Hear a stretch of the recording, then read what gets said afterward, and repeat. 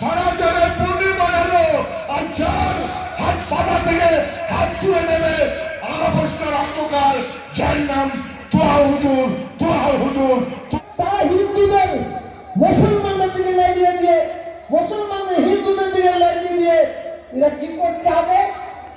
আদর এরা কি করছে? এরা মুসলমান মা বোনেদের কোল খালি করছে।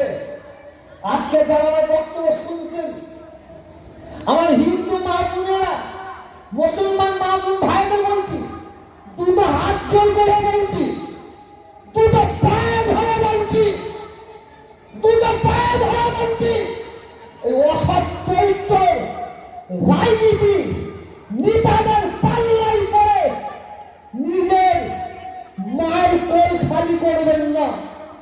আর ভারতবর্ষে এই বাংলায় যত খুন হয়েছে, মার্ডার হয়েছে, কোন রাজনীতির নেতা হয়নি, কোন রাজনীতির নেতা ছেলে মেয়ে হয়নি। যত খুন হয়েছে, যত মার্ডার হয়েছে, যেসব মায়েদের কোল খালি হয়েছে, যেসব পুনেরা বিধবা হয়েছে, যেসব বাচ্চারা অনাথ হয়েছে, ইয়ে হচ্ছে আমরা সাধারণ সাধারণ হিন্দু, সাধারণ মুসলমান। আমাদের মধ্যে লড়াই লাগিয়ে দিয়ে ওরা ভয় দিতে চাইছে। আমি প্রত্যেককে বলছি, আমি বিশ্বাস করুন, আপনারা আমাকে কে কেমন ভাবে নেবেন, কে কেমন ভাবে ভাবেন আমি জানি না। আমি আগেও বলেছি, আজকে বলছি, আমি যতদিন বেঁচে আছি মানুষ হিসাবে বেঁচে থাকবো, আর মৃত্যু যখন বরণ করব মানুষ হিসাবে মৃত্যুবরণ করব।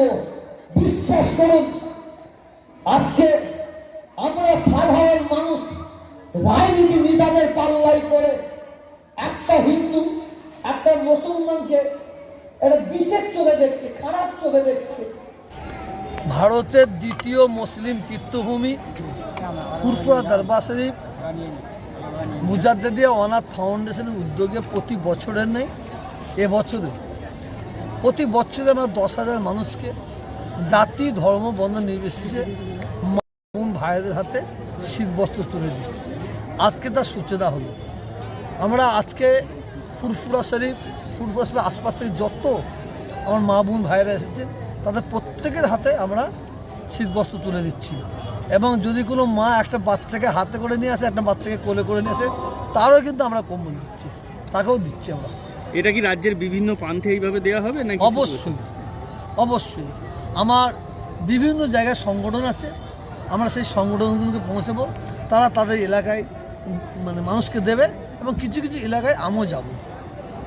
আপনি একটা জায়গায় বলছিলেন যে পলিটিক্যাল জায়গা থেকে মুখ্যমন্ত্রীকে আপনি বেশ ভালো রকমভাবে আঘাত নিলেন। তো আমি মুখ্যমন্ত্রী আমার দুশ্মন নয়, প্রধানমন্ত্রী আমার দুশ্মন নয়। মানুষকে যারা ঠকাবে, মানুষকে যারা বঞ্চনা করবে, তাদের বিরুদ্ধে আমি মুখে দাঁড়াবো। আপনি দেখেন হাজার হাজার মানুষ, ক্যামেরা ঘুরিয়ে দেখেন, হাজার হাজার আমার হিন্দু মুসলিম ভাই বোন মায়েরা এখানে এসেছে কিসের জন্য? একটা কম্বল নিবার জন্য। এদের ঘরে মন্দিরের স্বপ্ন দেখে কী লাভ আছে?